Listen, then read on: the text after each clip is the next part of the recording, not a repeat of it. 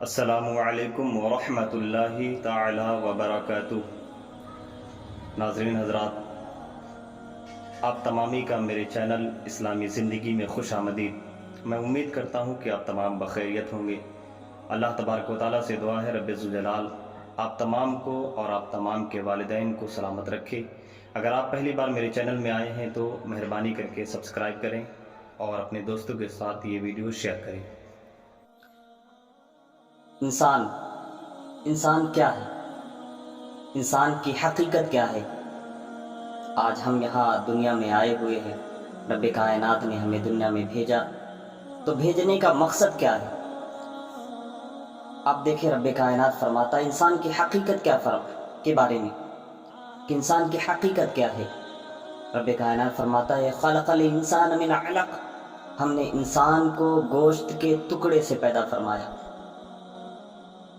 ایک مقامات پر رب کائنات فرماتا ہے کہ ہم نے انسان کو اچھلتے ہوئے پانی سے یعنی ناپاک پانی سے پیدا فرمایا۔ لیکن پھر بھی ہم دیکھیں، آج ہمارے اندر اگر رب کائنات نے ہمیں ذرا سا مال و دولت سے کیا نواز دیا، ہمارے اندر غرور، تکبر، گھمنڈ جیسی گھناؤنی چیز پیدا ہو جاتی ہے، جس کی وجہ سے پھر ہم دوسروں کو اپنے سے زیرو سمجھنے لگتے اور ہم یہ سمجھ بیٹھتے ہیں کہ رب کائنات نے سب سے بہتر ہمیں پیدا فرمایا ہے۔ یاد رکھیں، رب کائنات نے اگر آپ مال کے بدولت، مال کی وجہ سے لوگوں کو حقیر سمجھ رہے ہو تو نمرود کو یاد کرو۔ رب کائنات نے اسے اتنی مال و دولت عطا فرمائی تھی، اتنی مال و دولت عطا فرمائی تھی کہ بے شمار اسے حساب ہی نہیں تھا۔ لیکن پھر کیا ہوا؟ اس نے مال و دولت کی وجہ سے گھمنڈ کیا اور رب ذوالجلال نے اسے اس طرح اس دنیا سے بھیجا کہ وہ عبرت کا ایک نشان بن گیا۔ آج ہمیں دیکھنا چاہیے، ہم ذرا سی بات پہ لوگوں کو حقیق سمجھتے ہیں، جبکہ حقیقت یہ ہے کہ رب کائنات نے ہمیں ایک ناپاک قطرے سے پیدا فرمایا، پھر اس نے ہمیں گوشت کی لتڑے کی صورت اختیار فرمائی۔ ہمارے پاس ہے ہی کیا؟ ہم آج جس بات کا گھمنڈ کرتے ہیں، ہمیں اس بات کا گھمنڈ ہے کہ ہم اچھے کپڑے پہنے ہوئے، ہمیں اس بات کا گھمنڈ ہے کہ رب کائنات نے ہمیں بڑا خوبصورت، بڑا حسین و جمیل پیدا فرمایا ہے۔ آپ یاد دیکھیں، دنیا میں ایک سے ایک حسن والے، جن کے حسن کا کوئی جواب نہیں تھا، آج ان کی لاش کہاں ہے؟ ایک مٹی کے نیچے دبی ہوئی ہے۔ ہمیں گھمنڈ کس بات کا ہے؟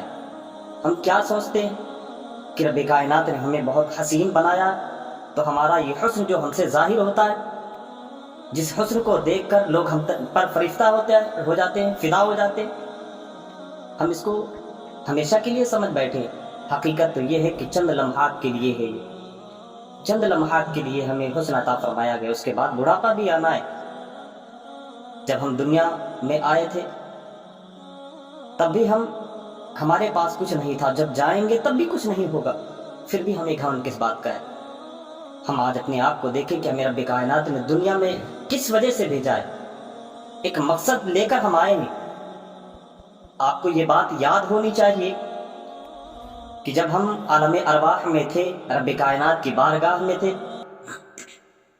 تب ہم نے رب کائنات سے یہ وعدہ کیا ہوا تھا کہ مولا مجھے تو دنیا میں بھیج دے، میں دنیا میں جانے کے بعد صرف اور صرف تیری عبادت کروں گا۔ لیکن آج ہمارا حال کیا ہے؟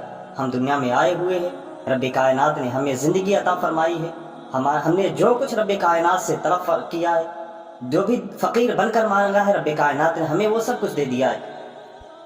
لیکن پھر بھی ہم اس وعدے کو بھول بیٹھے جو حقیقت میں ہم پر فرض ہے، جو ہم نے رب کائنات سے وعدہ کر کے اس دنیا میں آئے ہوئے ہیں، ہم اس وعدے کو بھول بیٹھے ہیں۔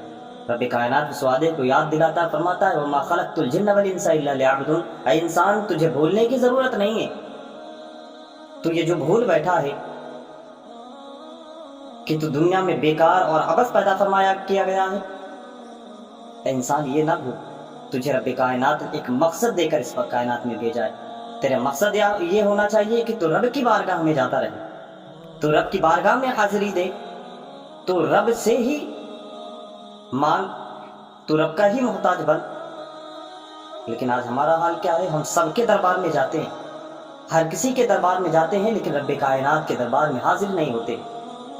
ہمارے پاس ہر کام کے لیے فرصت ہے، اگر آپ دیکھیں ہمارے محلے میں اگر ایک نالی صاف ہوتی ہے نا، اس کے لیے بھی 100 لوگ اکٹھا ہو کر تماشا دیکھتے ہیں، لیکن 10 منٹ نکال کر مسجد میں آ کر رب کی عبادت کرنے کے لیے ہمارے پاس ٹائم نہیں ہے۔ مسلمانوں، دھیان دو اپنے آپ پر، آپ کس لیے آئے ہیں اس دنیا میں اور آپ کو کہاں جانا ہے، آپ اس چیز کو یاد کریں، اس چیز کو آپ یاد کریں۔ بزرگان دین کی آپ جب زندگی کا مطالعہ کریں گے تب آپ کو پتہ چل جائے گا کہ بزرگان دین کو یہ مقصد اچھے سے یاد تھا کہ ہم کہاں سے آئے ہیں اور کہاں جانا ہے ہمیں۔ تو آپ حضرات اپنے مقصد کو پہچانے، اصلی منزل کو پہچانے کہ ہمیں جانا کہاں ہے، ہماری آخری منزل کہاں ہے۔ ہماری آخری منزل صرف اور صرف میدان محشر ہے، اور وہاں ہمیں رب کائنات کی بارگاہ میں حاضری ہونا ہے، اور ہم تمام کو اپنے اپنے اعمال کا حساب دینا ہے۔ تو ہم نیکی کرنے کے لیے اس دنیا میں، رب کی عبادت کرنے کے لیے اس دنیا میں آئے ہیں، تو ہمیں چاہیے ہم رب کی عبادت کریں، رب کی تعریف و توصیف کریں۔ ہم دنیا بھی دیکھیں، اپنی اولادوں کو بھی دیکھیں، کیونکہ ان کا بھی ہم پر حق ہے، ہم اپنی بیوی کو بھی دیکھیں، اس پر بھی ہمارا حق ہے، والدین کو بھی دیکھیں، ان پر بھی ہمارا حق ہے۔ ہمیں ہر کسی کو دیکھنا ہے، ہر کسی کا حق ادا کرنا ہے، لیکن یاد رکھو ہمیں رب کی بارگاہ میں بھی حاضر ہونا ہے۔ اللہ تبارک و تعالیٰ سے دعا ہے مولا ہم تمام کو تیرا در میں حاضر ہونے کی توفیق عطا فرمائے۔ السلام علیکم ورحمۃ اللہ وبرکاتہ۔ ملتے ہیں ایک اور پھر ویڈیو کے ساتھ۔